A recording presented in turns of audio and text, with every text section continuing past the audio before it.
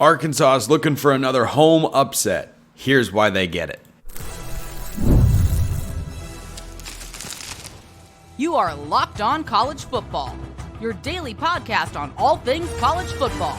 Part of the Locked On Podcast Network, your team every day. Welcome, everybody, to another episode of Locked On College Football. I'm your host, Spencer McLaughlin. Thank you so much for making this your first listen or your first view every day, part of the Locked On Podcast Network, your team every day, and your daily source to stay up to date with the biggest stories in the greatest sport on planet Earth, whatever that may be. Today's episode brought to you by our friends at FanDuel. Place your first $5 bet. You'll get started with $200 in bonus bets guaranteed. Visit FanDuel.com to get yourself started. So, Arkansas hosts LSU. Boy, this is a big-time upset spot.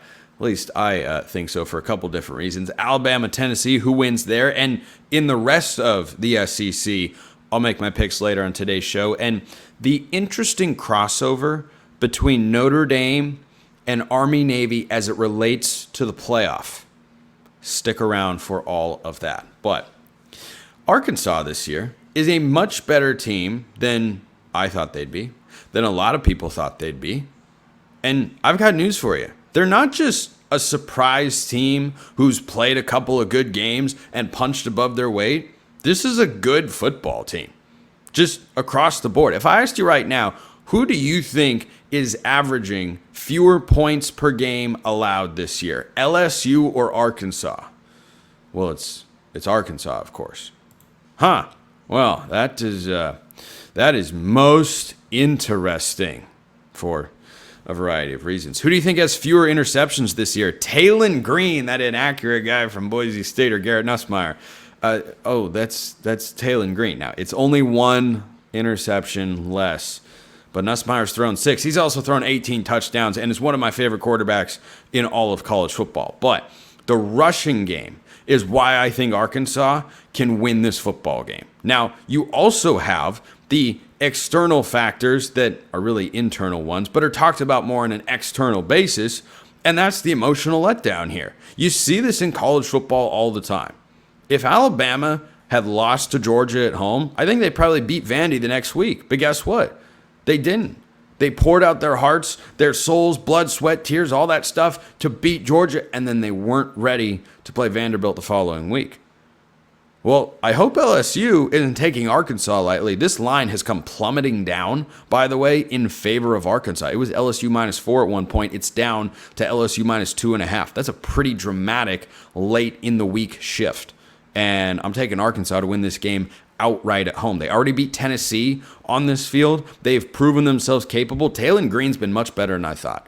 When KJ Jefferson left and Talon Green came in, I wondered what Sam Pittman was doing. Like, why would you bring in a guy who looks and plays very much like KJ Jefferson? Well, KJ's struggling to throw the football at UCF against inferior competition to that of the SEC, and Talon Green is playing good football. So far this year, he's been, look, not Heisman worthy or anything like that, but so far, a guy who is only completing 57% of his passes. That's kind of been his MO. 5 touchdowns and 5 interceptions. Well, that's also kind of been his MO. But then you look at the way he runs the football. 326 net yards on the ground, 4 touchdowns. He's running for 54 yards a game. This is a guy who has found his stride, who, if he's able to do enough through the air, and the LSU secondary this season hasn't been exceptional against the pass, the offense is going to be able to move the ball. Now, his health is a slight question coming into this game. If he's not healthy, that makes things easier, not easy, but easier for Blake Baker and company, because that's LSU's defensive coordinator. They've been better. They haven't been great. They are not great. There's no Harold Perkins on the other side, unfortunately out for the season with an injury. There are still some good players, but this is a team that I think is good. And LSU has a very real path towards not just winning this game, but winning the SEC. Remember, who's their only loss? Unranked USC. That doesn't look as good as it did once upon a time, but you know what it is not? A conference loss. So LSU controls their own destiny with that win against Ole Miss to get into the SEC championship and into the playoff. But they've got to get through Fayetteville first. They've got to be able to contain Taylen Green in the rushing attack. LSU averaging about 130 yards allowed per game on the ground this season, and that's a solid number. It's nothing elite. It's not terrible, but Arkansas likes to run the football. This is an Arkansas team that on the year runs for almost 200 yards per game. LSU has to be able to keep that in check, or I think you could see a lot of Taylen Green. You could see a lot of those Arkansas running backs who I think have been really, really good this year. And you factor in the home crowd element and those emotional letdowns in college football. You see them all the time. You can say it's a media-crafted narrative, that it's not real, that trap games don't exist, that it doesn't seep into guys' minds, that coaches, it is a tall task. And Sam Pittman's not the only coach being challenged this week in this sort of environment. Or Brian Kelly, rather. He's not the only coach being challenged to get his team to recenter after just using a lot of emotional energy last week against Ole Miss. They were 4th and 5 or longer twice. They went to overtime. They gave up a field goal first, had to get a touchdown, and they got it. And the crowd's going crazy. And it's a huge win for Brian Kelly. And it's a crushing loss for Ole Miss. And Garrett Nussmeier, who hasn't always been perfect this year, it's been a season in which Nussmeier has played his best football when he's needed to. He has been so clutch, whether you're talking South Carolina, whether you're talking Ole Miss. I also just feel like by the law of averages, because I think this is going to be a really close game, at some point, LSU is going to lose one of these close games again. Now, USC was a close game, and they lost that one. That was back in week 1. But the way LSU has played since then, they were playing with fire against South Carolina, and they found a way. Wasn't easy. Gamecock fans will tell you the officials helped them out. I don't know how much I can push back on that particular notion. You're going into Arkansas territory. And this could be a massive, massive opportunity for Sam Pittman, who I and others had pegged coming into the season as a guy that was probably going to be relieved of his coaching duties by the end of the year. Like, let's give it one more try. And he's instead pulled a Neil Brown on everyone. Wait, this was not what was supposed to happen, but it is what is happening. Don't let your preconceived notions about Arkansas influence what you see on the field. Remember, in one of their 2 losses this year, they had over 600 yards of offense. I know Oklahoma State is not a great team, but this offense that has just had its moments, had its ups and downs. I like it. I don't love it.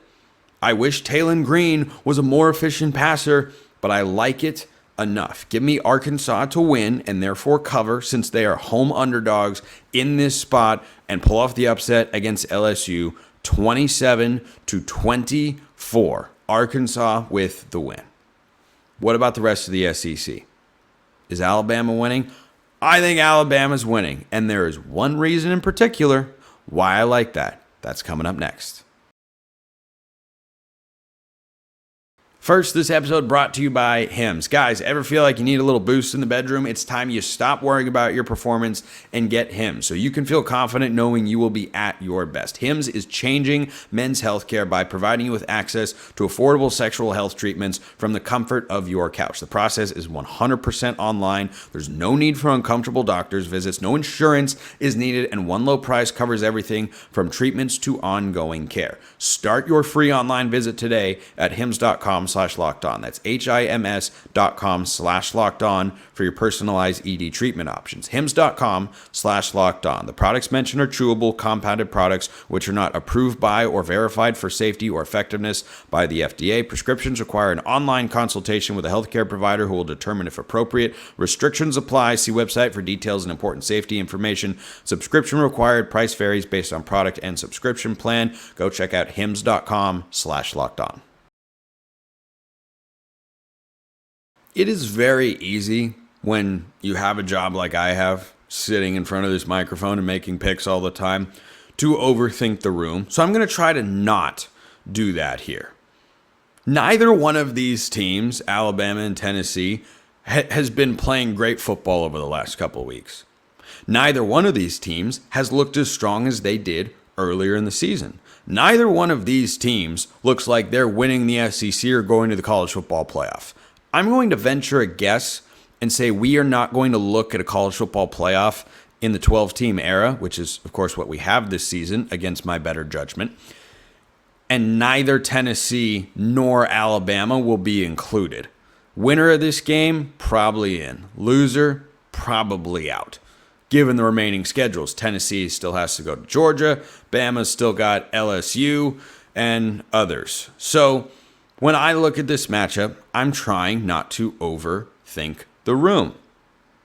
I've got a first-year head coach on one side and a more experienced coach on the other, who is also at home. I like this first-year head coach. But then I think about, well, wait a minute. What's been the problem with these two teams? The offenses haven't been good. They haven't been consistent. Alabama's has looked better, but certainly not great. Jalen Milroe has been turning the football over. So what do I trust more to happen in this game? A quarterback undergoing his first full season as a starter in Nico Iamaleava to suddenly figure it out in a big spot against Alabama when he's looked a little deer in the headlights more often than Vols fans would have liked at this point in the season? Or do I trust Jalen Milroe to figure it out more? A guy who was benched last year, came back, had Alabama on the brink of, wait for it, getting to a national championship, and has just not quite been settled in the way he needs to in the last couple of games. Who do I feel like is further away from reaching the potential he needs to get the offense humming, as both these fan bases know they can? The answer is Nico Iamaleava. He's further away when I watch these two guys. Jalen Milroe just needs to hone it back in to get himself back to where he was just a couple of weeks ago. Nico still has to unlock another gear. So I think Alabama goes into Knoxville, wins the football game. I don't expect there to be a ton of defense played, but I expect there to be more than the last time these teams met at Neyland, because that was 52-49, over 800 yards of passing. The quarterbacks are not figuring it out like that in this game. Alabama wins 34-30. They get the win on the road in one of the games of the week in the SEC. The other one is Georgia-Texas, of course. Top 5 matchup, college game day in Austin. Texas, undefeated, ranked number 1. And I got him going down.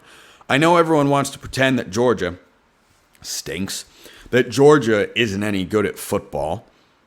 I don't hold that particular opinion, but I don't think everybody actually does, or that many people really think Georgia isn't good. They're just not what they were a few years ago. But last time I checked, they've still got Carson Beck.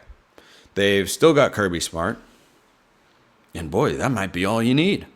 Now, Georgia last week gave up more points than Bulldog fans are accustomed to seeing against a team like Mississippi State. I don't think that's going to last. I don't think Georgia's defense is going to continue to be a quote-unquote problem or be something that fans look at and go, oh, well, that's not a really impressive side of the ball. Now, I can see the offense fading, but when has the offense been a problem for Georgia this year? Their point totals go like this: 34, 48, 13. I don't know what Mark Stoops was cooking up there in Kentucky, but did something right. 34, 31, 41. So the offense is fine. So you're telling me that for Georgia to get to where they usually are, they need to figure out the defense? I've got some faith. Questions, but I've got faith. Georgia is going to play a great football game here. Go into Austin, upset Texas, and remind everyone, hey, we're still the Georgia Bulldogs, and we're still one of the best teams, maybe the best overall program in all of college football. Georgia, 28. Texas, 23. How about that? Strange numbers indeed. Florida, hosting Kentucky. Florida's been playing better football. I can't figure out Florida. I picked them to lose to Tennessee, but I thought they'd get blown out. Instead, they went to overtime. I don't think I've had a good game prediction, so make of this whatever you will, Gators fans, as they continue to play better football, but now Graham Mertz isn't there. They're back at home. Sure, I'll take Florida. I don't even know why. Probably just because they're at home and Billy Napier's coaching for his job every week. Yeah, sure. 21-13 Florida, I guess. Vanderbilt, chance to win their 5th game of the year. Vanderbilt's 2 wins away from going bowling. They play Ball State this week. They are 26.5-point home favorites against an FBS opponent. Good for Vanderbilt. They've got Texas next week. Look out. Look out, Texas. Here comes Vandy. They've got Auburn, South Carolina, LSU, Tennessee. A lot of opportunities for Clark Lee and company. I think they'll be just fine against Ball State. Wouldn't be surprised if you look up and go, man, it's strange to see Vandy score that many points. Ball State is not very good. So give me Vandy 44 and Ball State 10. Texas A&M goes to Mississippi State. Any chance the Bulldogs pull an upset in Starkville? Not on my watch, because Texas A&M, one of the teams in the SEC, I've had a pretty good pulse for to this point. Thought they would lose Notre Dame. Done pretty well since. They look pretty good. They're 3-0 in the SEC. Been playing good football. That upsets people because Texas A&M is not a team that a lot of people like because of all the money they've had and the lack of success that has come of it. But guess what? Mike Elko's a good coach, and Texas A&M's a good football team. Mississippi State is not.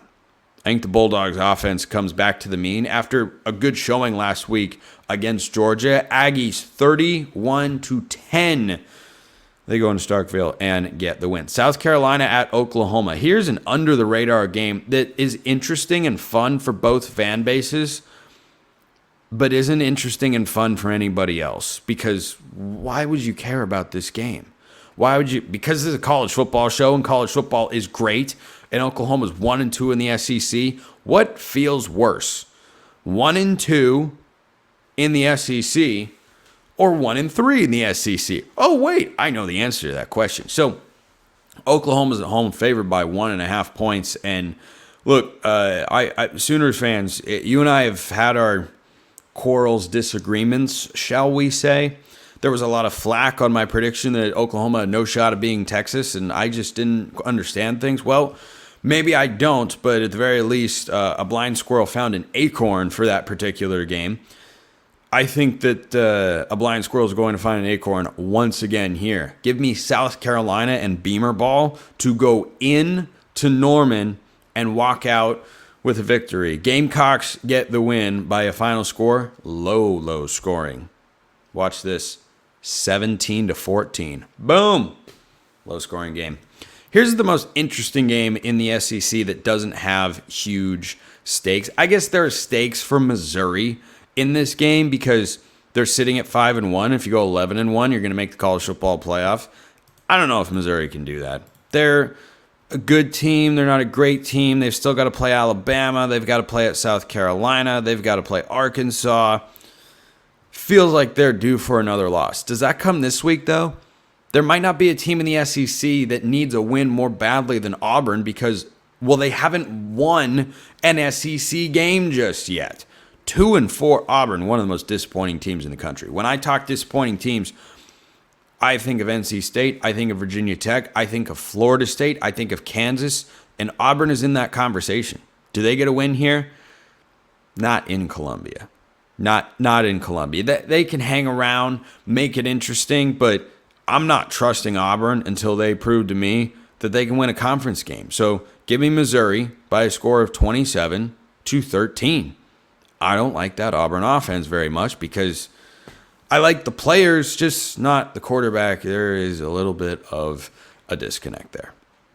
That's every game in the SEC this week. Gosh, how are we already to week 8 in the college football season? Time flies when we're having fun. Speaking of the college football season and flying by, Army-Navy.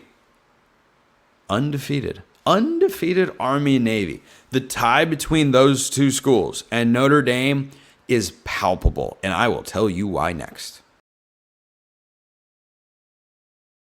First, let's talk about our friends at FanDuel. NFL fans, you can start the season with a big return on FanDuel. That's America's #1 sportsbook. When you get a hunch in the middle of the game, you can check out the latest stats, view live play-by-play, and so much more on the same page where you are placing your bets. You'll get started with $200. $200 in bonus bets, guaranteed when you place your first $5 bet. Do you want to bet college football? Do you think I am just a complete and utter buffoon for saying Arkansas is a 2.5-point home underdog, wins the game outright against LSU? Do you think I'm an idiot for suggesting that Alabama can go into Knoxville and win? Well, guess what? You can bet against my picks at your own peril, perhaps, at FanDuel.com. It's FanDuel.com. That's where you go to get America's #1 sports book. College football, the NFL, everything you want. It's all available at FanDuel.com. So before the season, I thought that Notre Dame was a playoff lock if they beat Texas A&M in week 1. I thought they would do that. And guess what? They're not a playoff lock. Shout out to the Huskies of Northern Illinois, who could be going to the Mountain West sometime soon. Just keep your eye on that. So Notre Dame has got one loss on the year. They have rebounded. Got to give the Irish credit. They lose to Northern Illinois. Then they beat Purdue 66-7, Miami, Ohio 28-3, a solid Louisville team 31-24, and Stanford 49-7. That's what it looks like if you're a good football team. Now, Notre Dame plays Georgia Tech this week. No. Oh, I tell you. Games at Mercedes-Benz Stadium. That's in Atlanta, so why don't we call it a home game for good old Georgia Tech? At least it should be. But I imagine Notre Dame fans will travel really well. But Notre Dame plays both Army and Navy in addition to USC this year. We'll talk about USC at a different time. Army and Navy are a combined 11-0 right now. Do you understand that? Army and Navy this week, by the way, Army hosts 3-3 East Carolina. Watch out for the Pirates there. Navy hosts 3-3 Charlotte, who are yet to lose a conference game so far this season. Both teams are, in fact, greater than 2 touchdown favorites, so Vegas thinks they'll be okay. The college football gods, they might not agree.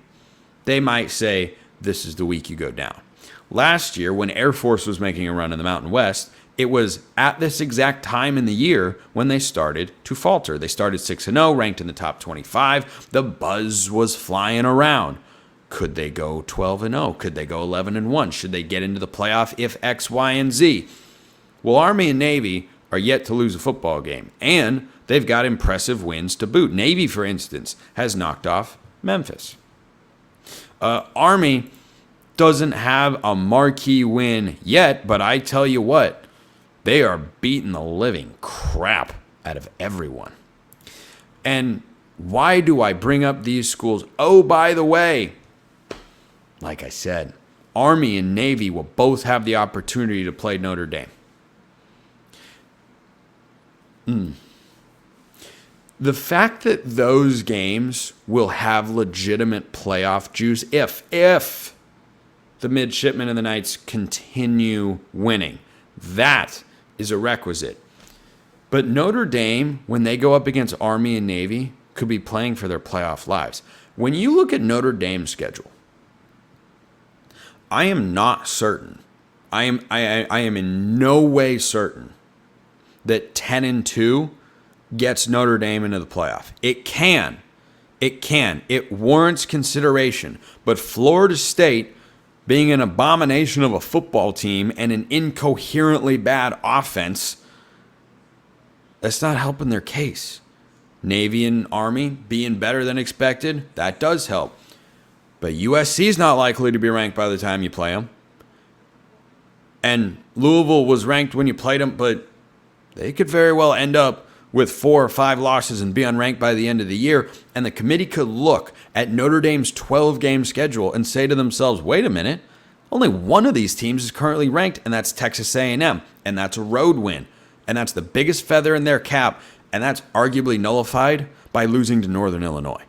So if Army and Navy continue winning, and by the time Navy plays Notre Dame on October 26th, two weeks from today, and, I'm sorry. I forgot what week it was. 1 week from Saturday. 1 week from Saturday. it is Notre Dame and Navy. And November 23rd, it is Notre Dame and Army. You could have the Irish fighting for their playoff lives in those games. Can you imagine?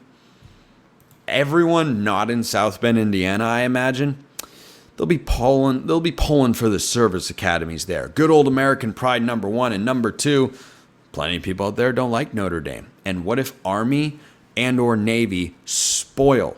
Because 9-3, guaranteed. Put it in Sharpie. I was thinking of the right metaphor there. But put it in Sharpie. 9-3 Notre Dame, not in the playoff. Not going to happen. So what if they win this week against Georgia Tech? Better not lose that football game, by the way. I do not think that's going to be easy. I've got Notre Dame winning 24-17. I think Brent Key and company in a de facto home game, I think they are going to make that incredibly tough. That is a physical, hard-nosed football team that, had the big splash early, has faded a little, but is quietly having a solid season in the ACC. Notre Dame cannot overlook Georgia Tech. They can't look ahead to Navy, which is a crazy sentence to even be able to say, but that's where we are in college football right now. So the tie between these schools is utterly fascinating.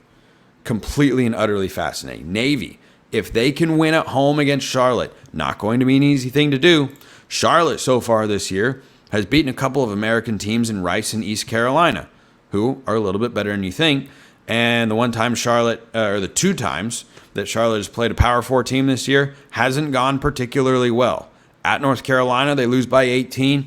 At Indiana, they lose 52-14, though Indiana is obviously going to win the national championship because, well, we all saw that one coming. So if Navy is able to get by them at home in Annapolis, they could be undefeated going into a game next week with top 15 ranked, one-loss Notre Dame.